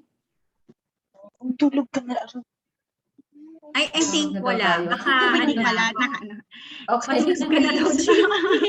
Tulog na daw Anyways, tayo. let's continue with the questions pa. Yes, yes. How about kay Miss Ruth Shell, how about I am 42 years old, business management course with business din ako and other work experience. Business management. If you're a graduate of bachelor's degree, then business management post-degree diploma. Yeah. So pwede yun. I think that's her question. And with regards to the age, Yes, pasok oo, pa yan. Meron pa nga kami student napadala sa NLC na older than you, ma'am. So pwede yan. Remember si Miss Michelle Derama, Jing? Yeah. Also, studying is not a privilege kasi. It's all right. So regardless of the age, you can, no one can question you if you want to study. Walang problem sa age. Kailangan 18 years old and pataas. So in your case, you're fine. 42 years old is okay. Still qualified, right? Yeah. Next question. Do you have programs for chemical engineer postgraduate certificate or course? Unfortunately, we don't have chemical engineering specific. Normally, for engineering, and generally speaking, basta engineering, usually we recommend the aircraft maintenance technician. Kasi somehow relevant siya. Pero I'm not sure about chemical engineering kasi sadly I don't think I have any program for you. But have a consultation with CBE kasi hindi lang naman NLC ang college nila. Meron din namang iba. So baka they can, offer you another college. Okay lang yun sa akin, honestly. Kasi syempre, kung ano yung program na gusto mo at fit sa'yo, doon ka. Okay? Regardless kung NLC yun or someone else. Thanks, Jamie. Sir, Thank you so much. much. Kung gusto mo ng North BC, kaya kung gusto mo ng medyo vibe pa rin ni NLC, tas medyo mura din yung tuition fee, meron akong mga kapitbahay sa North BC, partner din ng CBE yun, si CNC tsaka si Coast Mountain. Ayan, makipag-usap ka na lang sa CBE kasi alam nila Thank you so gagawin much, nila. Jamie, for being open. Of course. Thank you for We can being thank you generous. all. Yeah. We can thank you all, guys. That's just the reality of it. Okay. Yeah, So, tama. Kasi nga, kung wala ang NLC, let's talk about it and we will find a way to look for the most fitting program na para sa inyo. Then let's move Alright. forward. Let's move How forward. many years? How many years the validity of IELTS? It's 2 years. Yeah. 2 years, right? So yan. Okay. So it's important that you assess saan mo ba gagamitin yung IELTS mo. Kung hindi ka naman kung waive naman ng IELTS and the purpose is for PR, ma-expire yan. So you better take your IELTS sa Canada kung ang purpose ay for permanent residency. So next, my experience is more in electronics, preventive maintenance. Siya yung nagtanong kanina, Lou, yung Okay. nag-unmute. Si Wendell. Okay, si Mr. Wendell. So, okay. What are the choices of post-graduation studies, ma'am? Sorry, I am sorry. Yeah. From Marvin. We have business management, so we have health administration, and we have information technology. Tatlo lang ang post-degree programs namin. So, we have a question ulit. If I'll bring with me my family with 3 kids, how about the school for my kids? Marami din po ba doong malapit na school for them? Yes, don't worry kasi even though our city is not as big as Vancouver, whatever a normal city has, including schools, elementary, high school, nursery even, or kindergarten, meron kami yan. Don't worry, may mga schools sa either of the city, Dawson Creek man yan or Fort St. John. All right. So, another question. Bachelor degree graduate po ako. Business Administration to be exact. Okay lang po ba to take certificate in business management? Di po ba maku-question ng visa officer? Maki-question. Or A? Maki-question siya, ma'am, kasi certificate is a 1-year course. Parang vocational kasi siya eh. So, we don't recommend that. Remember, when you apply for a study pathway, the first thing that we have to instill sa mga utak ng visa officer is to enhance your study. So, therefore, you have to take a credential higher on what you currently possess. Now, if you take a certificate program, downgrade siya ng kung ano yung meron ka. Since you have bachelor's degree, definitely hindi ka namin papayagan to take a certificate. Okay? So, parang, ayun, ganun siya. Mako-compromise talaga yung iyong visa application. That is for sure. Or may clarification ako dyan, ha? Kasi baka may mga mag-attempt na mag-apply to me directly or magtanong sa akin directly. At pag yun yung tinanong nyo sa akin, pwede ba akong mag-apply ng certificate? Malamang ang sagot ko pwede. Papayagan ka ng NLC. Oo, totoo. Totoo kasi ang stand ng college, ang stand ng NLC, basta na-meet mo yung program requirements, we don't see any reason not to accept you. Okay? Yes. Pero Yung ibang akin usapan ang kasi, visa. yes. Yes. Tama si Usapan ng visa. Jamie ha. Tama si Baka Jamie. kasi may mag-attempt eh. Tapos baka Yes. sabihin nyo, di ba, sabihin nyo, sabi ni RA hindi pwede. Pag guys pwede kayo mag-apply sa amin, pero, Yeah. pero, Let me clarify usapan yung myself, all right? Let me clarify that statement. Technically speaking, pwede kayong tanggapin ng school, all right? Pero wala siyang sense kung hindi rin kayo makakalipad sa Canada kasi na-refuse yung visa nyo. Yung visa. Yun yung stand ko as an agency offering visa consultancy. So we have to be very careful in selecting your program. Again, pwede kayo kung ang stand ng NLC ay pasok ang grades nyo or ang admission requirements nyo, pero ang stand namin being a visa consultancy, hindi namin siya i-recommend. So yun lang yun. All right. Moving forward. Is the fee of 60K the same fee of application with dependents? No. No. No. Dependents mas mura. 10,000 lang po siya. Each dependent. Okay. Pesos po So may pathway po ba ang BC wherein pwede na po agad mag-apply ng permanent residency after 2 years na course? Jamie? Pag PR ang usapan natin, medyo ano yan, uncertain. Technical, To be honest, Mm-mm. technically speaking, there's no telling kasi unang-una, may specific requirements ang PR application that you have to meet first, of course, for you to, Yes. be accepted or for you to be given a permanent residency. Now, as early as today, we can say, kung na-meet mo na yun, di ba? So, malalaman mo yun, dun na, after ng 2 years. Ganyan. Pero don't worry, meron namang opportunity kasi for PR. So, the beauty of CBE, kanina nakita naman ninyo yung mga RCIC nila, para tulungan kayo explore yung options ninyo pagdating nyo doon, pagtapos nyo ng visa, pagtapos nyo na mag-aaral. Pwede kayong pwede kayong magtanong sa CBE, yung mga mag-refer ng RCIC nila na tumulong din sa visa application niyo anyway. Kasi wala we can't really tell, guys. It's too early to tell. Unang-una, depende kung nasaan ka, di ba? You don't know where you end up in. Pwedeng nasa region ka ng NLC, pwedeng lumipat ka ng ibang lugar, pwedeng ganito yung work mo, pwedeng ganito yung work mo, di ba? Alam mo yun? So, we can tell, sorry. As much as we want to, we can tell. Pero, may sige, RA, go. segue ko lang kasi nga good news dahil yung aming 60,000 pesos na promo, may kasama po siyang PR consultation ha. So, Ay, ma'am gaya pala nga eh. ng sinabi, yes, Jamie, it's good news kasi, guys, naiintindihan namin na yung direction ng investment ninyo for yourself ay towards PR, right? Tama rin si Jamie when she said na it is too early to determine. However, you can be guided as early as now.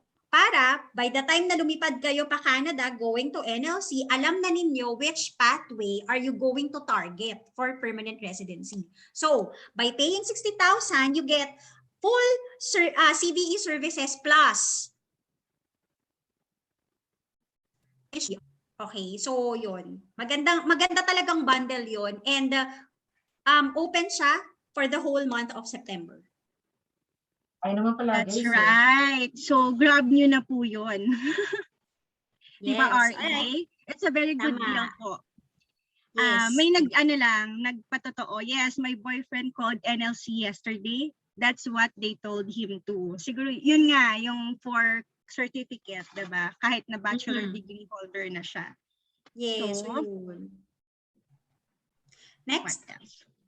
Hold on na. Wala pa po akong work experience. Actually, next year by month of May or June pa yung graduation namin. Dapat po ba mag-experience muna ako ng work dito sa Philippines bago mag-international study? Hindi naman. Yeah, Not we don't necessary, require- no? We don't require, the not college necessary. don't require, even the college, we don't require work experience, honestly. Yeah. Kasi dun ka na mag-build ng work experience mo since fresh grad ka. So, yun. At saka take advantage na wala. Next. RA, choppy ka na. Oo nga eh. Naglalag ka, Chubby? RA? Yes. oo. Chubby ako, chubby. No, choppy. Choppy? Grabe. De, pinapatawa ko lang kasi medyo gabi na. Baka mamaya inaantok-antok na sila, o di ba? Oo nga. Alright. Okay, next question. Saan po ang location ng social service na course? Sa Dawson po ba, Jamie? Open ang social service work sa parehas na campus. So you can choose. All right. Pwede ka mamili. How if interested sa business ad course but more on graphic design ang background or experience po na meron ako? Okay lang po kaya yon or may related course po kaya na masasuggest na may program kayo? Thank you. Nasagot na yan kanina ni Jamie eh. Yung with regards Oo, sa I think siya rin yung nagtanong. follow-up Pwede- siguro to. Pero Oo, pwede follow up. pwede ma-consider yung pwede Kung naman pwede na yung ma-consider business yung ad. business management namin. Yes, Pero yes. kami diploma in business management program. Actually, dalawang option eh. Pwede kang mag-post-degree diploma or diploma lang na 2 years din. Yeah. Ang pinaka-suggestion ko is have a consultation with RA and Lou here. Kasi they know which one to offer you. Kung talagang gusto mo ng NLC, like gusto ko talagang NLC, hanapan mo ko ng program na pwede ako. Yeah, they can help you with that. Kasi alam nila yung yung mga relevance ng program sa background mo and whatnot. So they can assist you and confirm with you na okay itong program na to kasi logically speaking may laban siya sa immigration kung apply siya ng visa and whatnot. Yan. That happens during the consultation with them. Hindi nila pwedeng gawin yun dito kasi syempre hindi pa full information eh, di ba? May follow-up question ka sa kanila. Kailangan nilang alamin muna lahat para they can come up with, alam mo yun, better way to help you. So, Yes, tama si Jamie. We need to undergo yung comprehensive assessment for us to know the right program, the right school, and the right intake for you as an international student. So next, for the show money, 10K CAD is the minimum amount asking, right? Is there any possibility of approval if you only show the exact amount of funds? Yes. Yes, tama naman yon, no? 10,000 CAD lang for the living cost. Living cost lang yan ha. That doesn't include the tuition fee. So, medyo bitin. Kung technically speaking, honestly, medyo bitin kung 10K CAD lang ang meron ka. But still, we can try. However, ayun na nga. Medyo bitin. So you really have to add more to that minimum amount. Kasi talagang, kung isusugal mo to, pakita mo na lahat. Ilabas mo na lahat. Mahirap kasi magkaroon ng visa refusal eh. Tatatak na siya sa'yo. So, medyo delikado. I'm not saying na walang chance for a reapplication. Pero mas maganda na wala kang ganong image. Oo. 'Di ba? Kapag first up try mo and then mas better if kahit papaano may pasobra talaga. Yes, oo eh. Ayan. How about transportation? Hindi po ba mahirap, Jamie, sa NLC? No problem on transportation, especially kung magdo-Dawson Creek campus kayo. Kasi the city of Dawson Creek can be considered a walkable city eh. By walk, I mean if you don't mind walking for say 30-45 minutes, walking distance pa din yun. Pero maliit lang kasi ang city ng Dawson Creek, so very accessible ang lahat ng bagay. And even the college is in the city center. Yung Fort St. John lang, medyo mas malaki siya na city.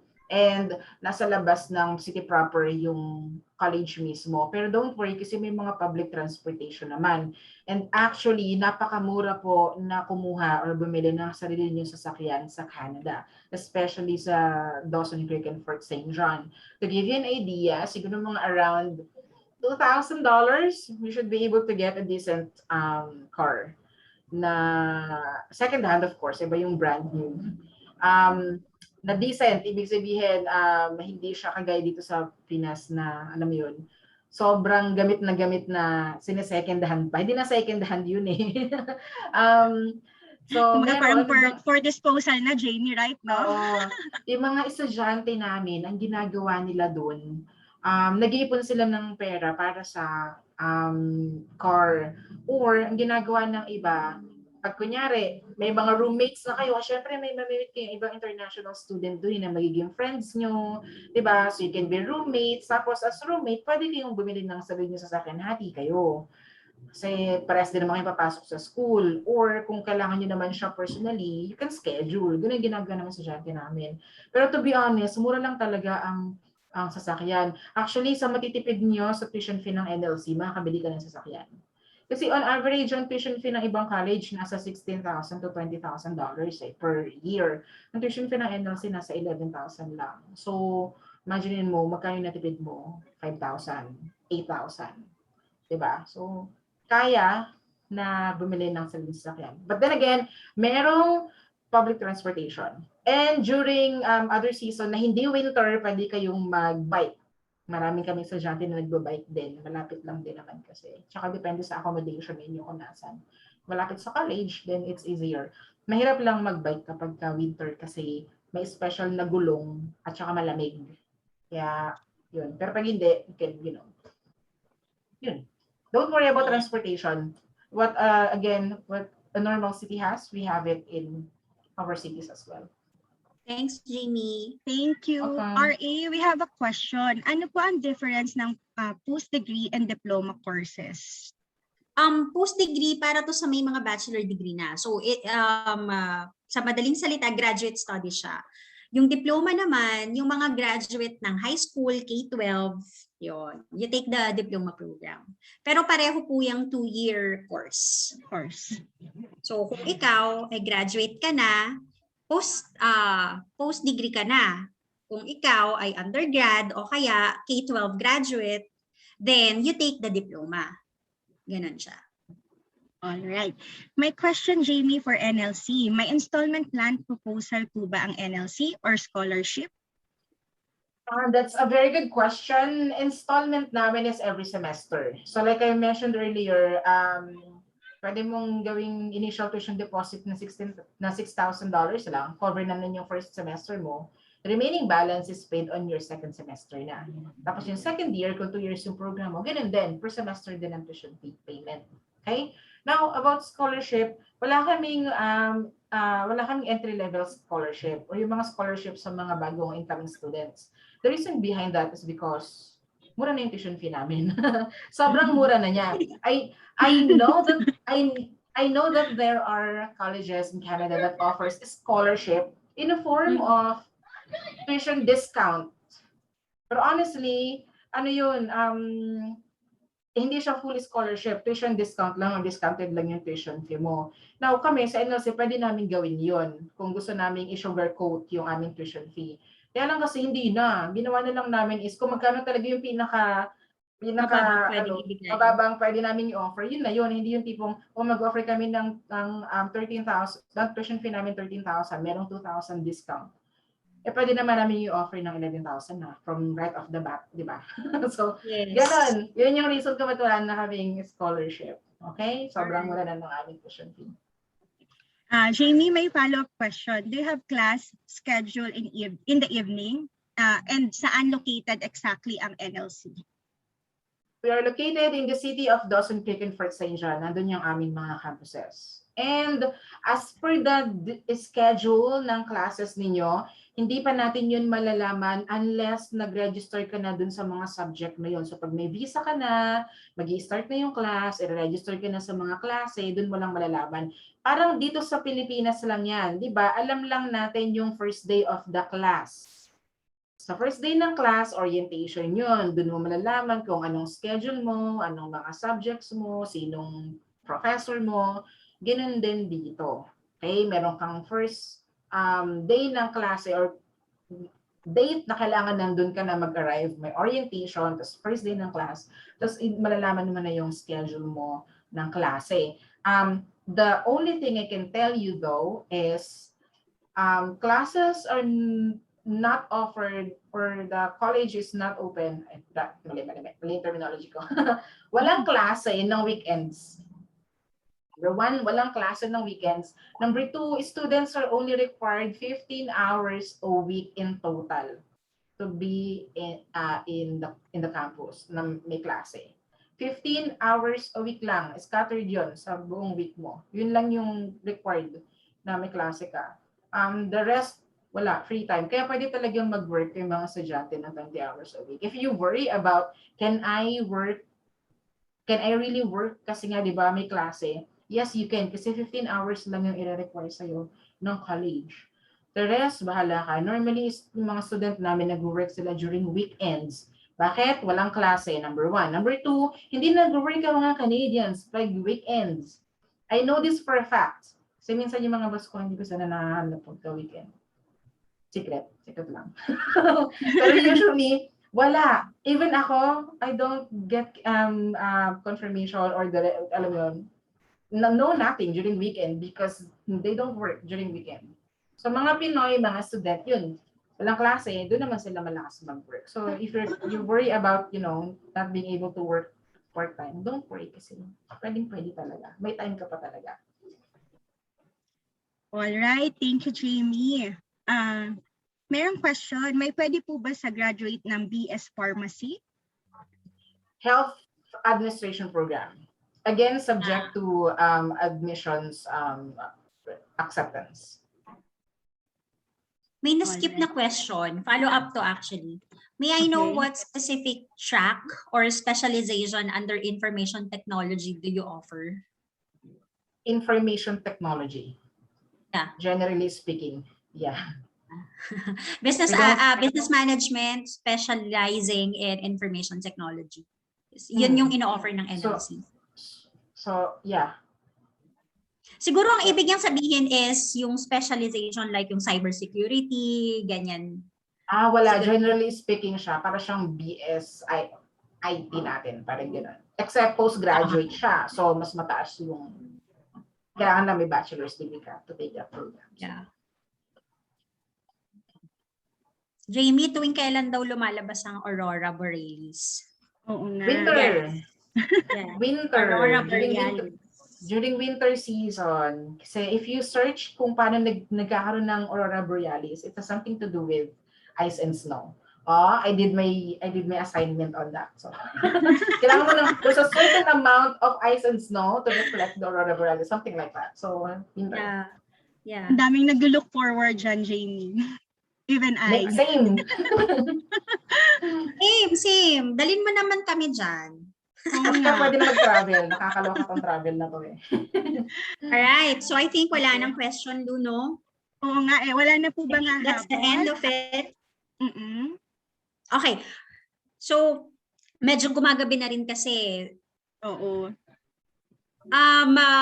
We will entertain some more questions. You can email us. Definitely, we will email you for the assessment requirements, for the voucher, for you to get the discounted fee, discounted assessment fee. Guys, it is worth your money. Kasi nga, we want you to make a sound decision whether na para ba sa inyong student visa, study pathway in Canada. We don't want you to put out your money and pay for something na hindi kayo sigurado or hindi naman pala para sa inyo. Alright? So, yung discounted assessment fee will really help you a lot to decide. Yan. And you, invest. Yes, and invest on yourself. Syempre, kailangan nyo itong pag-isipan ng mabuti. Hindi biro itong papasukin nyo. This is the beginning of your new life in an unfamiliar place. Alright? Alright. Thank you, RE. Welcome. Just to add up, again, thank you, Jamie. I would like to say thank you to all the attendees here in our webinar. Should you have any questions, feel free to message us through email, through our mobile numbers. We'll surely revert to your concerns. So thank you po. Good evening, everyone. Have a great guys, day. Before we end this, Lou, I would like to again reiterate yung importance ng time. Kasi yes. Yes. Alam ni RA yan kung gaano kabilis naubos ang aming mga seats. Guys, like I can this is coming from me already. If you're keen to apply to NLC, at NLC talaga yung gusto niyong applyan, as early as now, you have to start your application. Kasi kailangan naka-ready yung application nyo sa CVE before October 1. Kasi madaling araw, hating gabi ng October 1, i-require ko na sila RA na i-submit sa akin. Kasi if you submit the application a day later than October 1, hindi na mag-guarantee na may available seats. I also need you to understand na the reason behind that is because of the pandemic din. Isa yan sa after effect ng pandemic. Kasi yung mga applications o yung mga students supposedly na nag-start na ng 2020, nag-move yung mga intakes nila. So yung supposedly seats na pwede sana sa mga bagong applications, nakakain. Tapos hindi di ba, nag-delay yung immigration, hindi nagpo-process ng visa, nag-close yung embassy, di ba, temporarily, tapos nagkaroon ng backlog, tapos hindi na naman sila umabot sa intake na to, move na naman sila sa susunod, kaya nakakain yung mga seats for new applications. Now, I can tell you na konti lang ang seats ng NLC for international student for now, at least until matapos tong after effect ng pandemic. Kasi yun talaga yung reason kung bakit konti lang yung mga seats namin. So guys, if you wanna get in, if you wanna have higher, chance of getting in, yan, kausapin niyo si RA tsaka si Lou para they can help you with your timeline kasi meron akong sa net na schedule when to submit the application. Okay? All right. Ilang naman. So, for those interested. A year advance ang enrollment. Hindi siya kung September, August ka pa mag-e-enroll. No, it doesn't work like that. Yeah, we open the admission kasi 11 months before the intake. So, yung January and May intake namin ng 2022, wala, puno na yun. September 2022 tinitingnan natin. So, October 1, open na siya. Yeah. All right. Thanks, Janie. Meron na rin naman akong marami na kaming naka-line up to submit. So, sana bigyan mo kami ng maraming seats. Oo nga, Jamie, ha? My brain And for hurts. sure, from this webinar, maraming nag-eager to be part of your campus or your school, syempre. Yes. So, So guys, you know what to do. Thank you again for your time. And thank you, Lou and RA, for inviting me. Thank Thanks, you. Jamie. Thank you, Send Jamie. my regards to Miss Abby. Thank you, Yes, of everyone. course. Have a great weekend and good night. Bye Good to night. everyone. Thank you so much for Bye. your time. Please wait for Lou's email. Good night Opo. po. Bye. Mag-email po ako. Thank you Thank you. po. Thank you. Salamat Thank po you. sa inyo. Thank you, guys.